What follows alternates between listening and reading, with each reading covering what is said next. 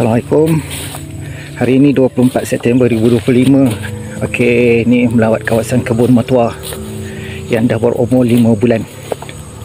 Okey, ni kadang pokok ada yang kecil. Okey, yang ni yang anak yang paling lama, tapi lama dalam polybag. Lama dalam polybag, tapi kalau nak ikut tu tengok anak yang apa, yang macam ni lebih sihat. Tu lebih sihat. Anak yang apa, yang sederhana.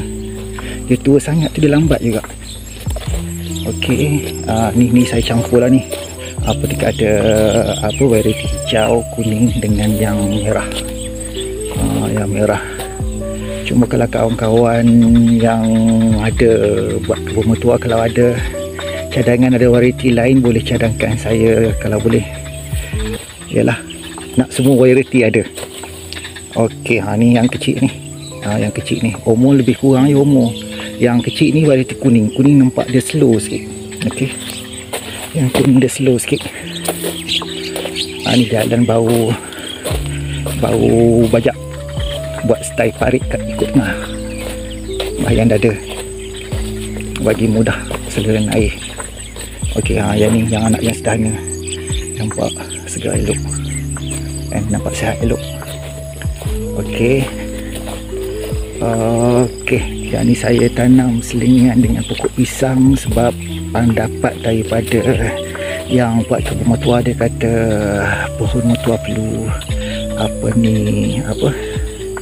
lindungan, tak nak direct sangat matahari, kena ada naungan. Okey, naungan. Jadi itulah saya tanam pokok pisang selang-seli antara pokok mertua supaya dia boleh sejuk sikit sementara dia besar. Okey, pisang ni lebih pada ni lah, lebih pada untuk jual naungan dan juga bagi tanah tu sejuk sikit. Sebab sistem air tak ada lagi, air masih lagi manual. Tangki pun guna tadahan hujan, siang cara manual yang mana pokok yang nampak kering.